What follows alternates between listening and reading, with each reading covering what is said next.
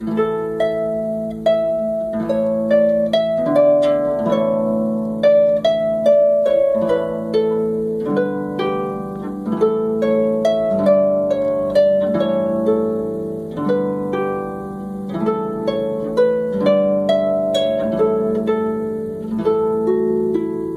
Passages, Episode 89, 15th Argonauts.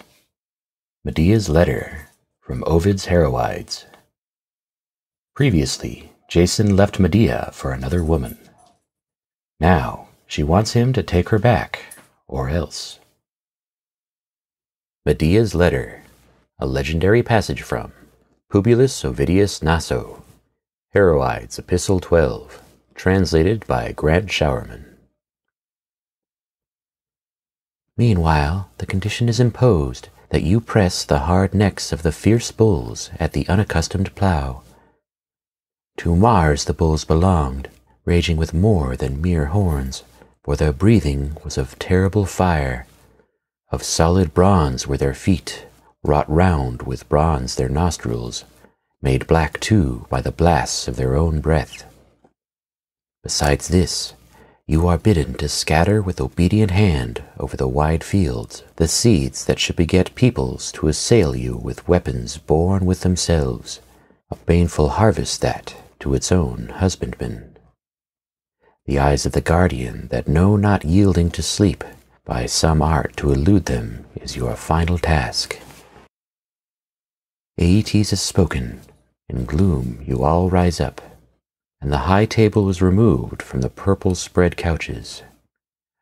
How far away then from your thought were Creüsa's dowry realm, and the daughter of great Creon, and Creon the father of your bride. With foreboding you depart, and as you go, my moist eyes follow you, and in faint murmur comes from my tongue, "Fare thou well." Lying myself on the ordered couch within my chamber, grievously wounded, in tears I passed the whole night long.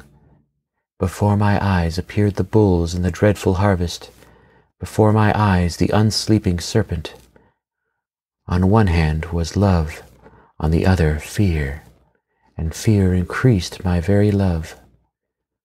Morning came, and my dear sister, admitted to my chamber, found me with loosened hair and lying prone upon my face, and everywhere my tears. She employed aid for your Miniae. What one asks, another is to receive. What she petitions for the Ausonian youth, I grant. There is a grove, somber with pine trees and the fronds of the ilex. Into it scarce can the rays of the sun find way. There is in it, there was at least, a shrine to Diana, wherein stands the goddess, a golden image fashioned by barbaric hand. Do you know the place, or have places fallen from your mind along with me? We came to the spot. You were the first to speak, with those faithless lips, and these were your words. To thy hand fortune has committed the right of choosing or not my deliverance, and in thy hand are the ways of life and death for me. To have power to ruin is enough, if anyone delight in power for itself, but to save me will be greater glory.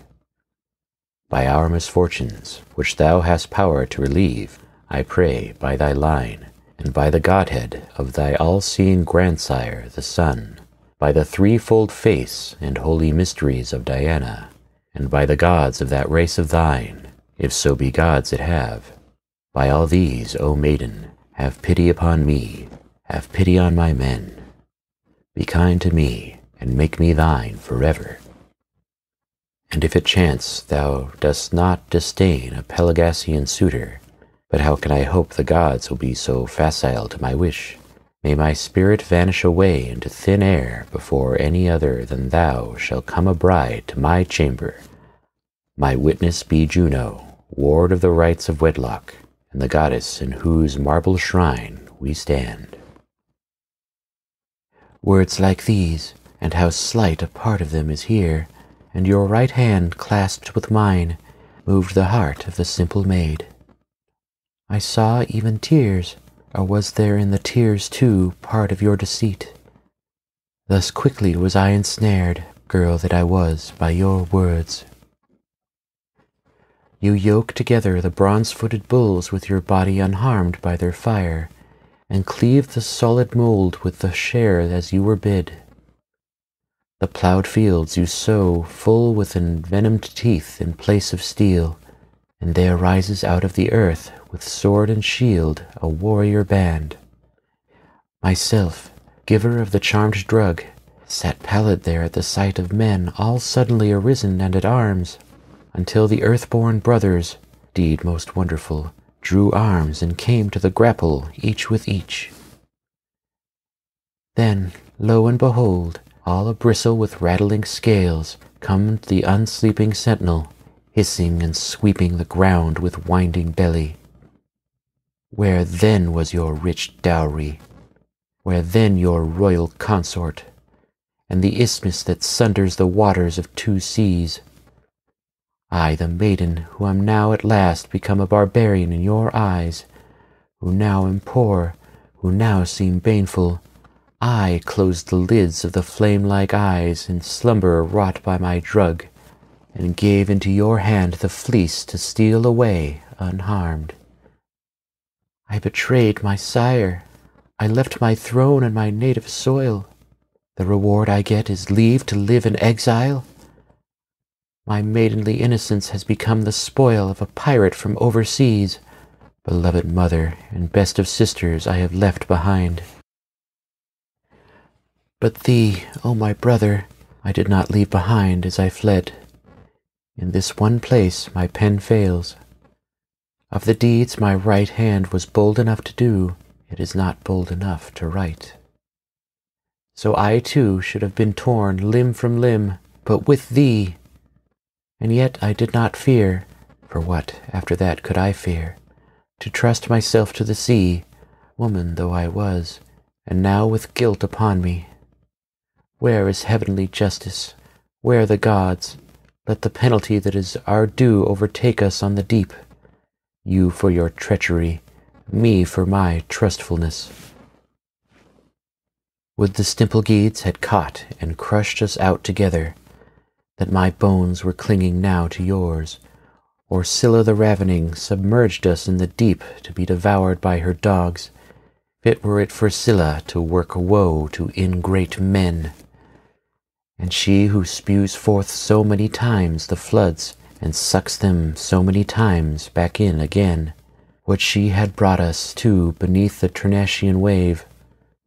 Yet unharmed and victorious you return to Haemonia's towns, and the golden fleece is laid before your father's gods.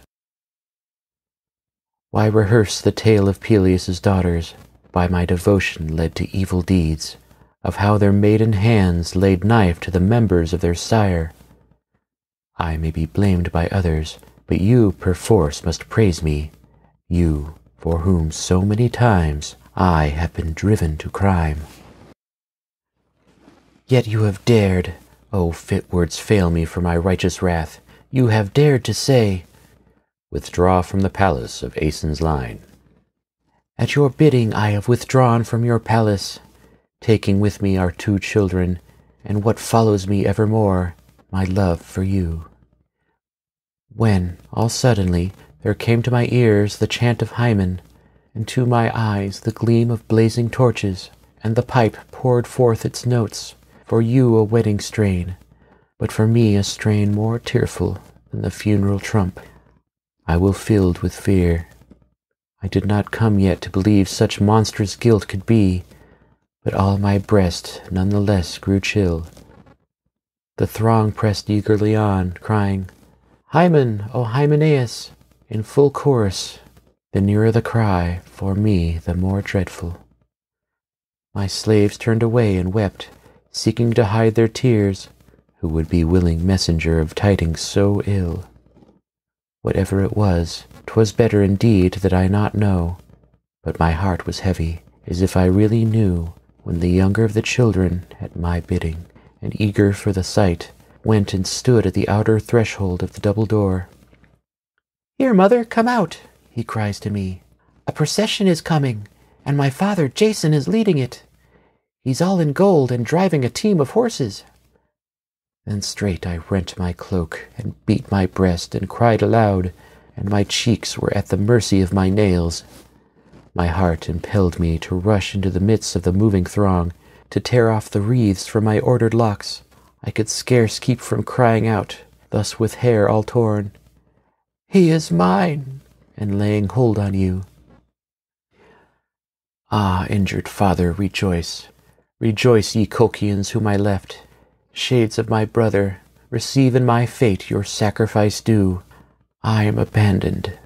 I have lost my throne, my native soil, my home, my husband, who alone for me took the place of all. Dragons and maddened bulls, it seems, I could subdue. A man alone I could not. I, who could beat back fierce fire with wise drugs, have not the power to escape the flames of my own passion. My very incantations, herbs, and arts abandon me. Naught does my goddess aid me, not the sacrifice I make to potent Hecate. I take no pleasure in the day, my nights are watches of bitterness, and gentle sleep is far departed from my wretched soul. I, who could charm the dragon to sleep, can bring none to myself. My effort brings more good to anyone else soever than me. The limbs I saved a wanton now embraces. 'Tis she who reaps the fruit of my toil. Perhaps, too, when you wish to make boast to your stupid mate, and say what will pleasure her unjust ears, you will fashion strange slanders against my face and against my ways. Let her make merry and be joyful over my faults. Let her make merry and lie aloft in the Tyrian purple. She shall weep, and the flames that consume her will surpass my own. While sword and fire are at my hand, and the juice of poison, no foe of Medea shall go unpunished. But if it chance my entreaties touch a heart of iron, list now to words too humble for my proud soul. I am as much a suppliant to you as you have often been to me, and I hesitate not to cast myself at your feet. If I am cheap in your eyes, be kind to our common offspring. A hard stepdame will be cruel to the fruitage of my womb. Their resemblance to you is all too great, and I am touched by the likeness, and, as often as I see them, my eyes drop tears. By the gods above, by the light of your grandsire's beams, by my favors to you, and by the 2 children who are our mutual pledge, restore me to the bed for which I madly left so much behind. Be faithful to your promises, and come to my aid as I came to yours. I do not implore you to go forth against bulls and men, nor ask your aid to quiet and overcome a dragon. It is you I ask for, you whom I have earned, whom you yourself gave to me, by whom I became a mother, as you by me a father. Where is my dowry, you ask? On the field I counted it out, that field which you had to plow before you could bear away the fleece.